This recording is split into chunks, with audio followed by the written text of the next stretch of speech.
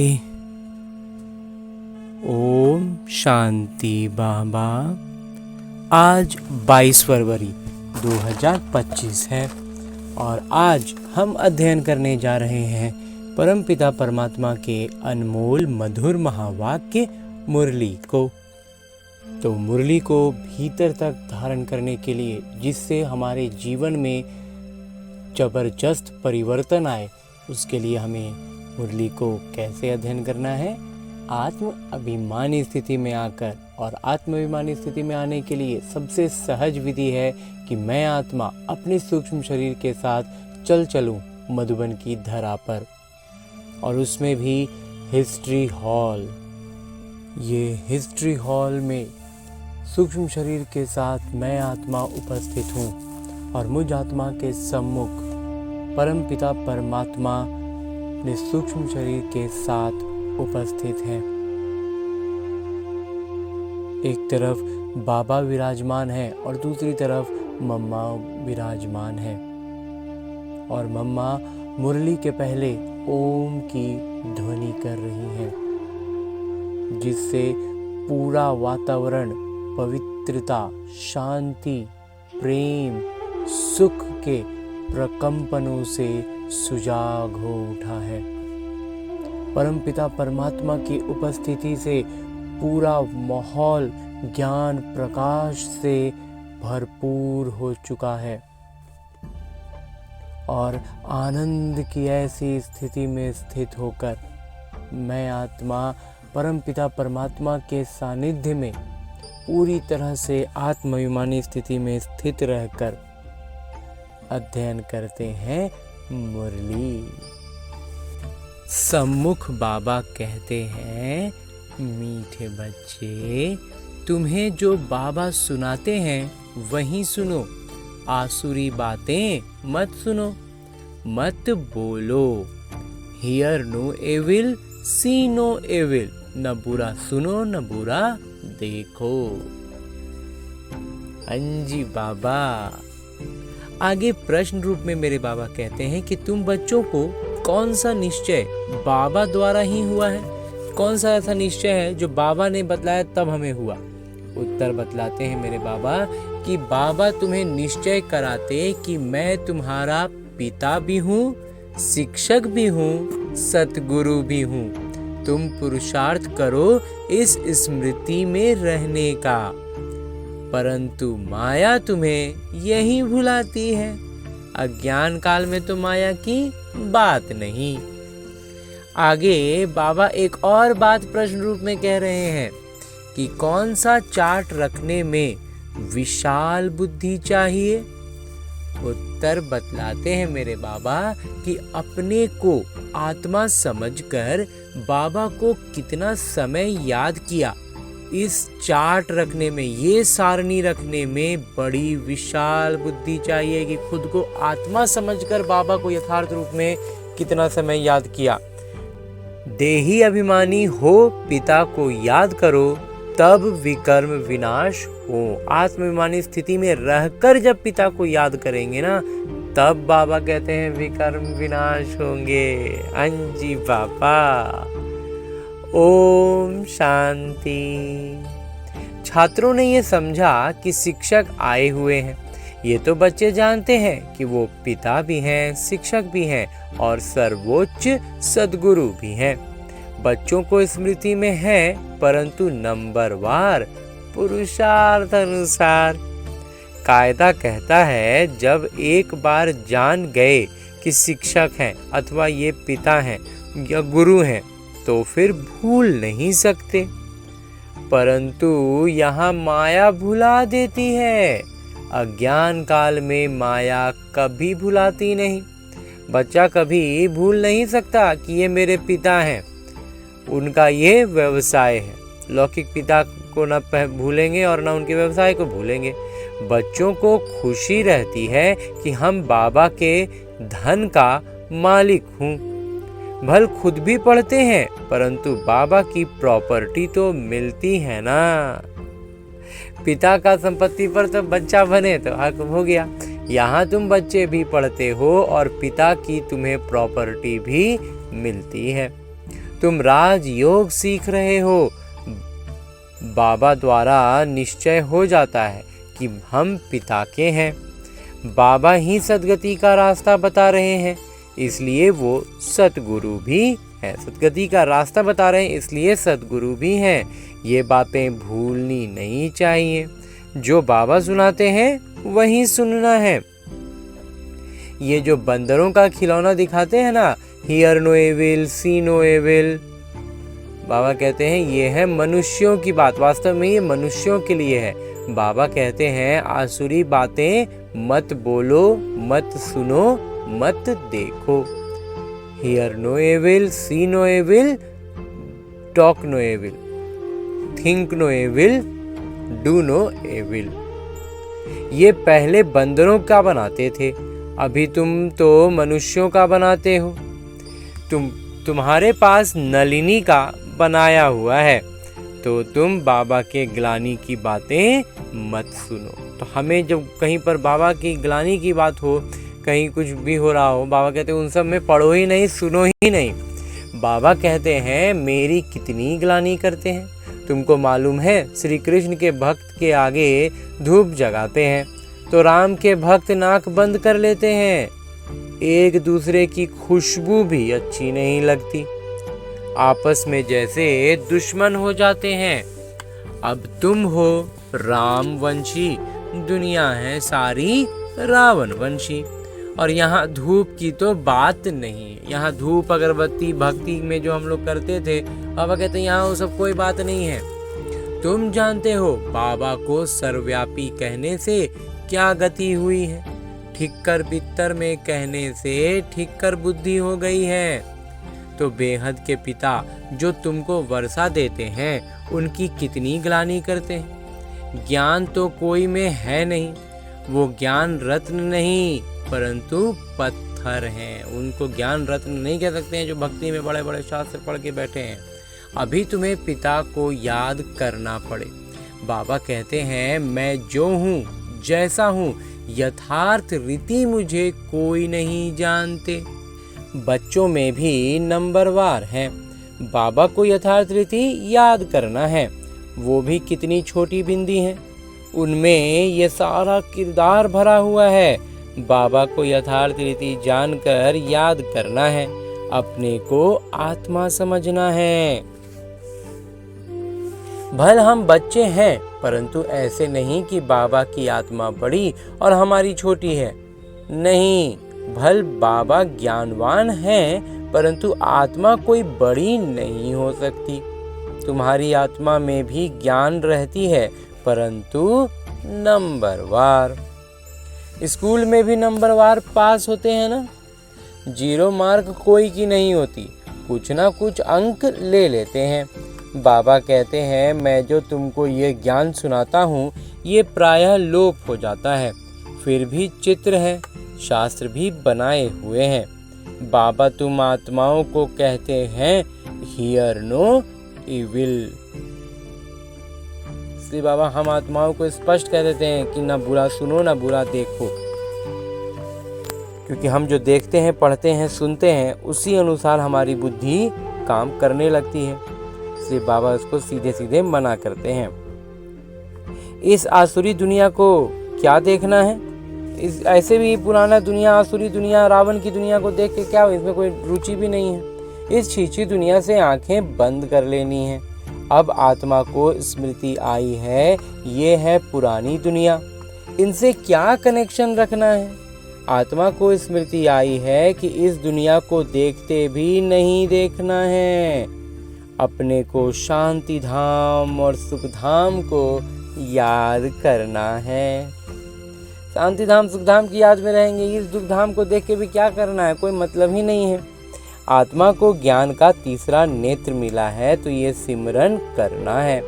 भक्ति मार्ग में भी सवेरे उठकर माला फेरते हैं, सवेरे का मुहूर्त अच्छा समझते हैं। ब्राह्मणों का मुहूर्त है। ब्रह्मा भोजन की भी महिमा है, तो ब्रह्म भोजन नहीं, ब्रह्मा भोजन। तुमको भी ब्रह्मा कुमारी के बदले ब्रह्म कुमारी कह देते हैं, समझते नहीं हैं। ब्रह्मा के बच्चे तो ब्रह्मा कुमार कुमारियां होंगे ना। ब्रह्म तो तत्व है, रहने का ठिकाना है, उनकी क्या महिमा होगी। बाबा बच्चों को उलाहना देते हैं, बच्चे तुम एक तरफ तो पूजा करते हो, दूसरी तरफ फिर सब की ग्लानि करते हो। ग्लानि करते करते तमो प्रधान बन पड़े हो। तमो प्रधान भी बनना ही है, चक्र रिपीट होगा। सृष्टि चक्र है, वो घूम रहा है, इसलिए हो रहा है। तो जब कोई बड़े आदमी आते हैं तो उनको चक्र पर जरूर समझाना है। ये चक्र 5000 वर्ष का ही है, इनके ऊपर बहुत ध्यान देना है। रात के बाद दिन जरूर होना ही है, ये तो हो नहीं सकता कि रात के बाद दिन न हो। कलयुग के बाद सतयुग जरूर आना है, ये विश्व का इतिहास भूगोल रिपीट होता है। जब हम दिनचर्या देखते हैं, प्रतिदिन सूर्य अस्त होता है, फिर सूर्योदय होता है, हर साल मौसम ठंडा आता है, गर्मी आता है, बरसात आता है। तो जब ये दोनों चीज़ें हम रोज़ आंखों से चक्र देख रहे हैं, तो फिर ये सृष्टि चक्र में हम ये कैसे नहीं समझ सकते हैं कि कलयुग चल रहा है तो सतयुग आना ही है। तो बाबा समझाते हैं, मीठे मीठे बच्चों, अपने को आत्मा समझो, आत्मा ही सब कुछ करती है, किरदार निभाती है। ये किसी को भी पता नहीं है कि अगर हम किरदारधारी हैं तो नाटक के आदि मध्य अंत को जरूर जानना चाहिए। अगर हम उसमें किरदार निभा रहे हैं तो फिर इसका शुरुआत अंत मध्य सब मालूम होना चाहिए। विश्व का इतिहास भूगोल रिपीट होता है तो नाटक ही ठहरा ना। जब इतिहास भूगोल वहीं रिपीट हो रहा है तो बाबा कहते हैं कि ये नाटक ही ठहरा। क्षण दर क्षण वही रिपीट होगा, जो पास्ट हो गया, जो बीता है वहीं फिर रिपीट होगा। ये बातें और कोई समझ न सके। कम बुद्धि वाले हमेशा नापास ही होते हैं, फिर टीचर भी क्या कर सकते। जिसका बुद्धि ही कम है, बाबा कहते हैं वो हमेशा फेल होंगे और हमेशा अनुत्तीर्ण होंगे, तो उनको फिर टीचर भी क्या करें। टीचर को क्या कहेंगे कि कृपा व आशीर्वाद करो, ये भी पढ़ाई है। इस गीता पाठशाला में स्वयं भगवान राजयोग सिखलाते हैं। कलयुग को बदलकर सतयुग जरूर बनना है। नाटक अनुसार बाबा को भी आना है। बाबा कहते हैं, हम कल्प कल्प संगम युगे आते हैं, और कोई थोड़े ही कह सकते हैं कि हम सृष्टि के आदि मध्य अंत का ज्ञान सुनाने आए हैं।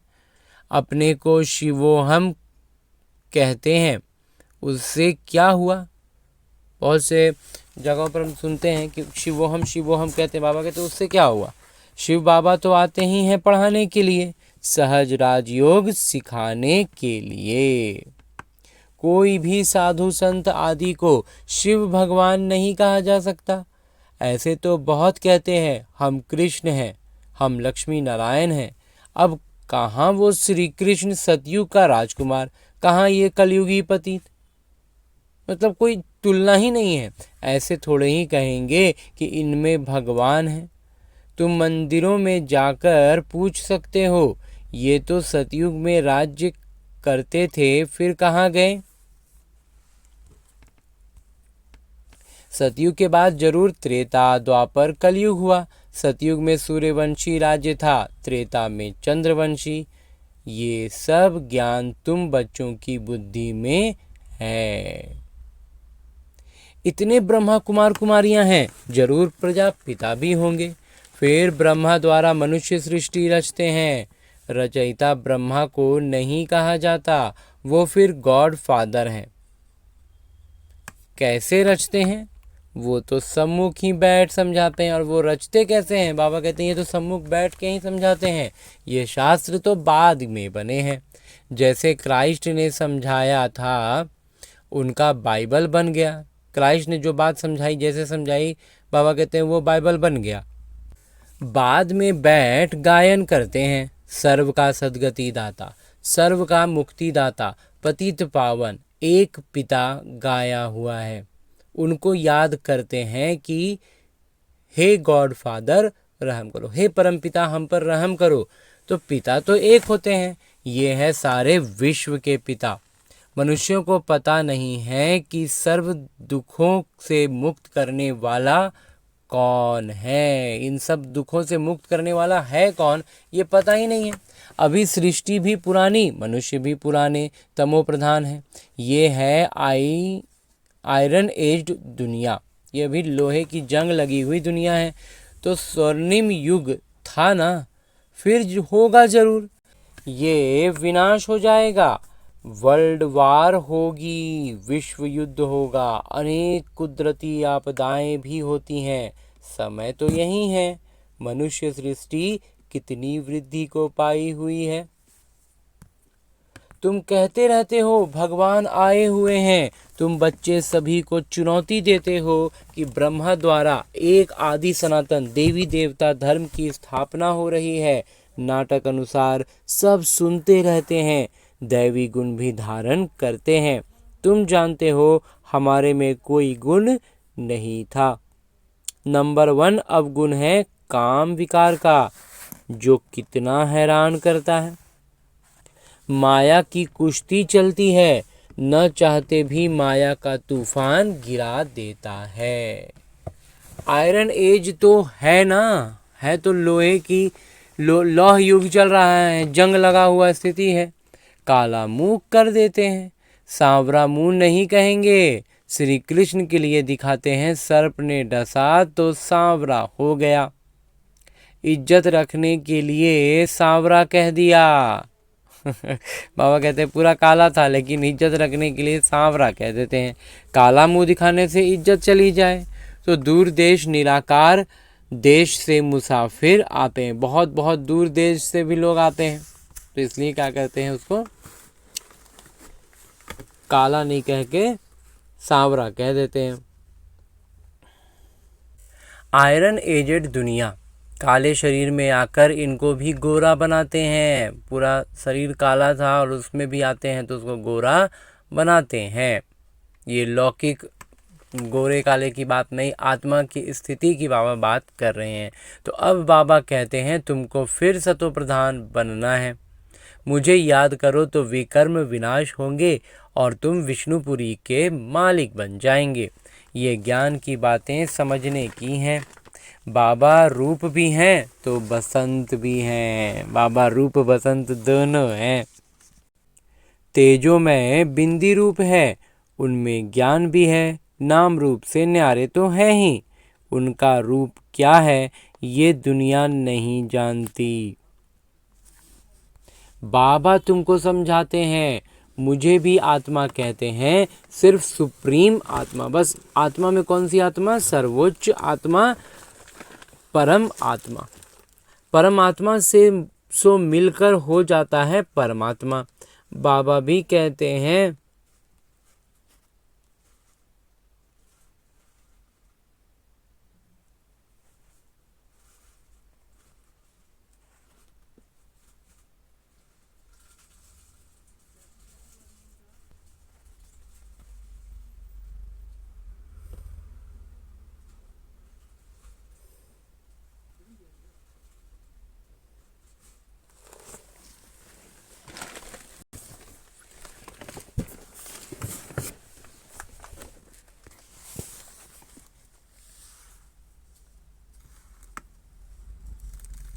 परम आत्मा सो मिलकर हो जाता है परमात्मा।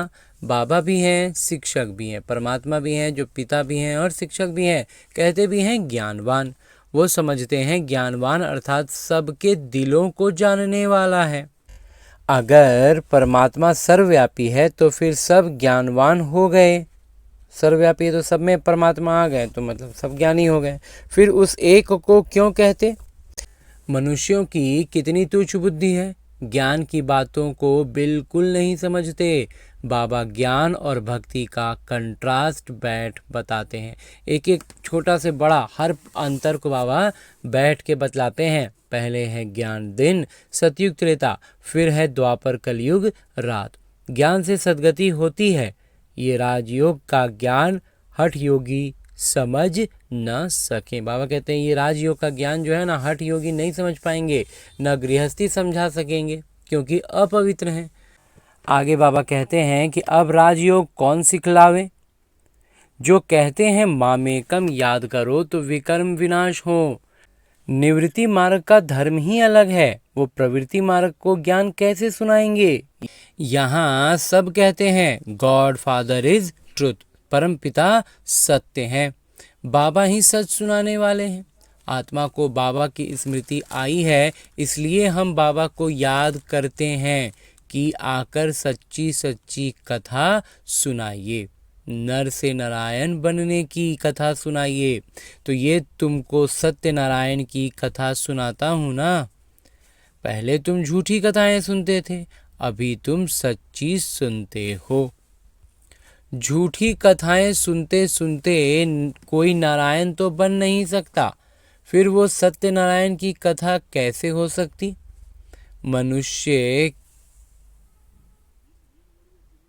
मनुष्य किसी को नर से नारायण बना ना सके, बाबा ही आकर स्वर्ग का मालिक बनाते हैं। बाबा आते भी भारत में हैं, परंतु कब आते हैं ये समझते नहीं हैं। शिव शंकर को मिलाकर कहानियाँ बना दी हैं। शिव पुराण भी है। गीता में कहते हैं श्री कृष्ण की, फिर तो शिव पुराण बड़ा हो गया। गीता को श्री कृष्ण का कह देते हैं तो बाबा कहते हैं तो फिर शिव पुराण बड़ा हो गया। वास्तव में ज्ञान तो गीता में है। भगवानुवाच मन मना भव, ये अक्षर गीता के सिवाय दूसरा कोई शास्त्रों में हो नहीं सकते। गाया भी जाता है सर्वशास्त्रमयी शिरोमणि गीता। श्रेष्ठ मत है ही भगवान की। पहले पहले ये बताना चाहिए कि हम कहते हैं थोड़े वर्ष के अंदर नई श्रेष्ठाचारी दुनिया स्थापन हो जाएगी। अभी है भ्रष्टाचारी दुनिया। श्रेष्ठाचारी दुनिया में कितने थोड़े मनुष्य होंगे? अभी तो कितने ढेर मनुष्य हैं। उसके लिए विनाश सामने खड़ा है। बाबा राजयोग सिखला रहे हैं। वर्षा बाबा से मिलता है, मांगते भी बाबा से हैं। कोई को धन ज़्यादा होगा, बच्चा होगा, कहेंगे भगवान ने दिया। तो भगवान एक हुए ना, फिर सब में भगवान कैसे हो सकते? अब आत्माओं को बाबा कहते हैं मुझे याद करो। आत्मा कहती है हमको परमात्मा ने ज्ञान दिया है जो फिर हम भाइयों को देते हैं। अपने को आत्मा समझकर बाबा को कितना समय याद किया? इस चार्ट रखने में बड़ी विशाल बुद्धि चाहिए। खुद को आत्मा समझते हुए बाबा को याद कितनी देर किया? बाबा कहते हैं इसके लिए बड़ी विशाल बुद्धि चाहिए। देही अभिमानी हो, पिता को याद करना पड़े, तब विकर्म विनाश हो। ज्ञान तो बड़ी सहज है, बाकी आत्मा समझ बाबा को याद करते अपनी उन्नति करनी है। बाबा कहते हैं ज्ञान बहुत सहज है, एक बार जो बात समझ में आ गई वो आ गई, उसमें तो फिर कहीं कुछ रहता ही नहीं संदेह। तो उसके बाद करना क्या है? हमें उस ज्ञान के आधार पर बाबा को यथार्थ रीति याद करना है, और याद करेंगे तो हमारी उन्नति होगी, मतलब हमारे विकर्म विनाश होंगे। खुद को आत्मा समझते हुए जब बाबा की याद में रहेंगे तो बाबा ने आज स्पष्ट कह दिया तभी विकर्म विनाश होंगे। ये चार्ट कोई बिरले रखते हैं, और ये चार्ट जो है ना, ये जो सारणी बनानी है कि हम आत्मा समझते हुए बाबा को यथार्थ रीति कितना समय याद किए, ये बहुत बिरले रखते हैं। तो आत्माभिमानी हो, पिता की याद में रहने से कभी किसी को दुख नहीं देंगे। जब पिता की याद में रहेंगे, बाबा की याद में रहेंगे, तो कभी किसी को दुख नहीं देंगे, क्योंकि आत्माभिमानी स्थिति में है और पिता की याद में है, बाबा की याद में है।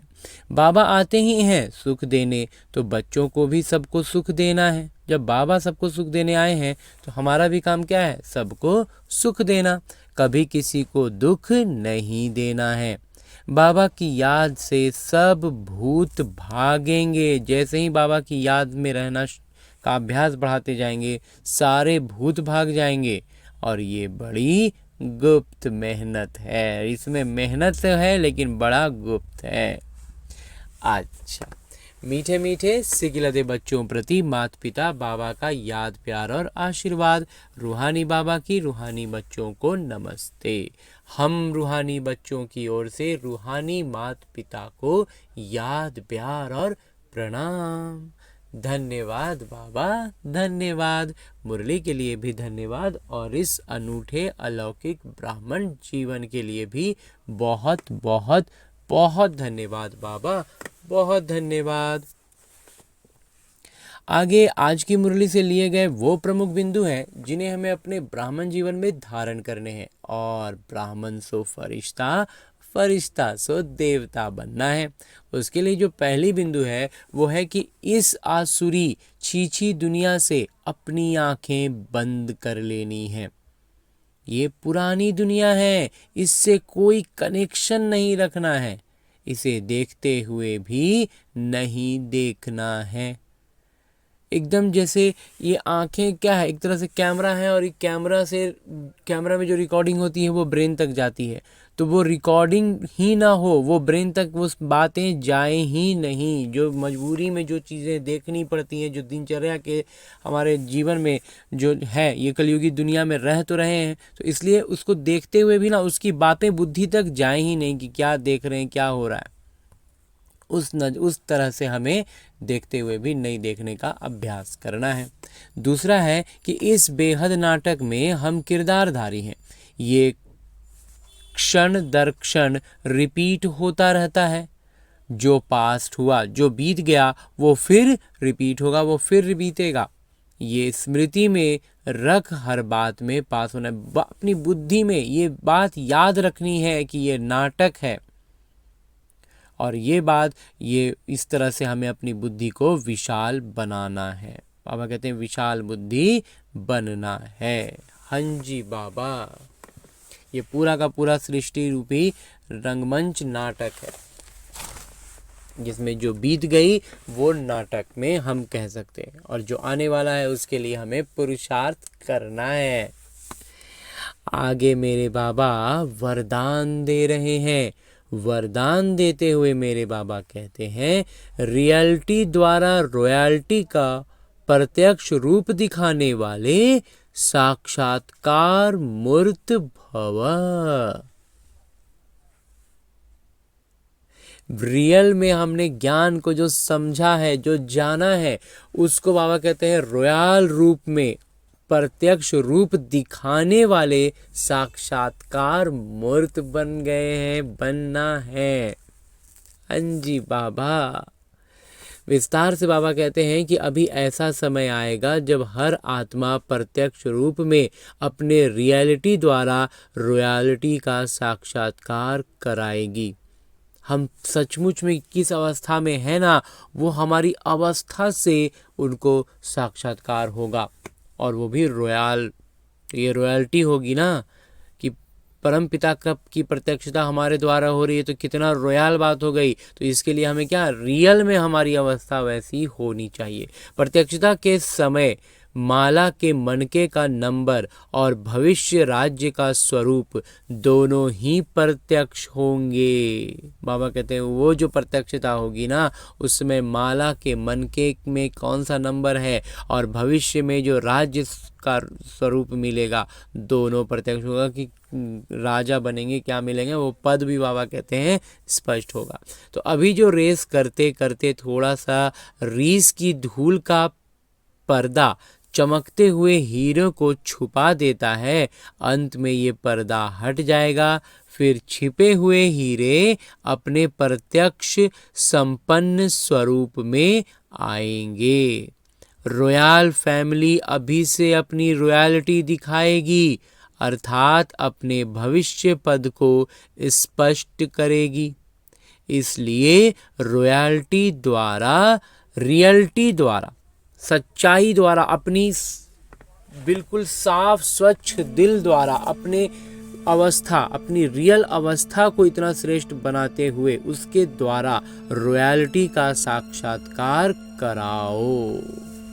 बाबा हमें अपनी अवस्था को रियल में, प्रैक्टिकल में उस अवस्था तक में रखने के लिए कह रहे हैं कि जिससे कि प्रत्यक्षता हो जाए। हाँ जी बाबा।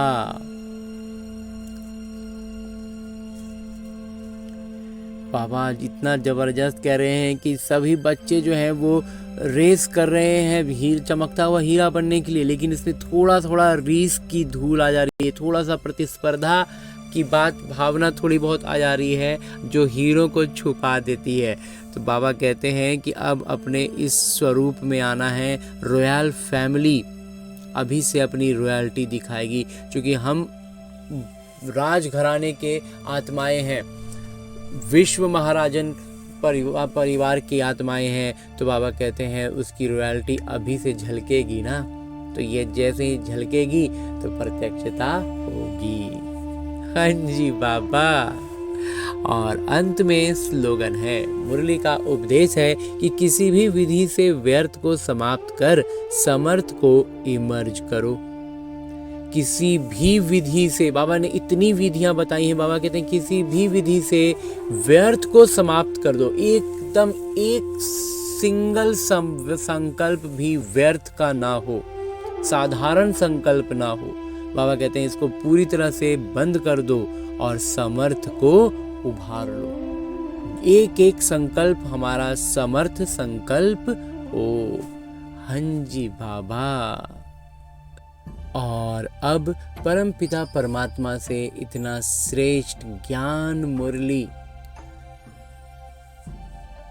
का अध्ययन करने के बाद अपने भीतर जबरदस्त ज्ञान प्रकाश का उजाला भरते हुए और शक्तियों की चमक से और उसकी ऊर्जा से भरपूर होकर के बहुत ही ऊर्जावान महसूस करते हुए परमपिता के इसी अवस्था से, इसी स्वरूप से एक इशारा भी पाते हैं जो इस महीने के लिए बाबा ने श्रीमत दी है इन अव्यक्त इशारों की कि एकांत प्रिय बनो, एकता और एकाग्रता को अपनाओ।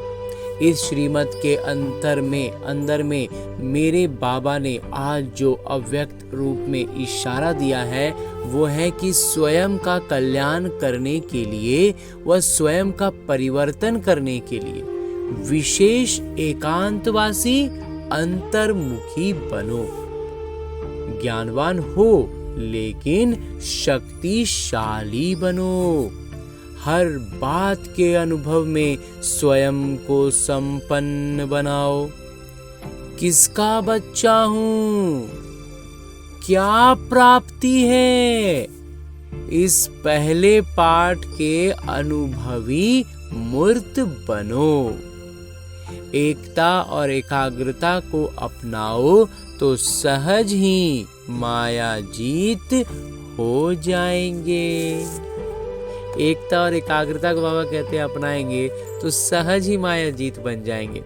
और विशेष तौर पर बाबा कहते हैं कि एकांतवासी और अंतर्मुखी बनो तो स्वयं का परिवर्तन कर पाएंगे, स्वयं का कल्याण करने के लिए स्वयं का परिवर्तन कर पाएंगे। और इन सब के लिए बाबा जो श्रेष्ठ बातें, श्रेष्ठ स्मृति हमें दिलाते हैं कि हमें ये याद रखना है कि मैं किसका बच्चा हूँ, हमें क्या प्राप्त हो रहा है। इन सब बातों का अनुभव हमारे से झलके अनुभवी मूर्त बन जाना। हाँ जी बाबा। तो अब परम पिता परमात्मा से इतना श्रेष्ठ इशारा लेने के बाद इन सारी बातों को, सारे ज्ञान रत्नों को अभ्यास करने के लिए अपने कर्मातीत अवस्था के निकट पहुंचने के लिए जीवन में रहते हुए आत्मा, खुद को आत्मा समझकर बाबा को याद करके अपने विकर्म विनाश करने के लिए लौटते हैं अपने स्थूल शरीर में, अपने इस किरदार में। ढेर सारी शुभ कामनाएं, शुभ भावनाओं से भरपूर होकर। अच्छा, ओम शांति।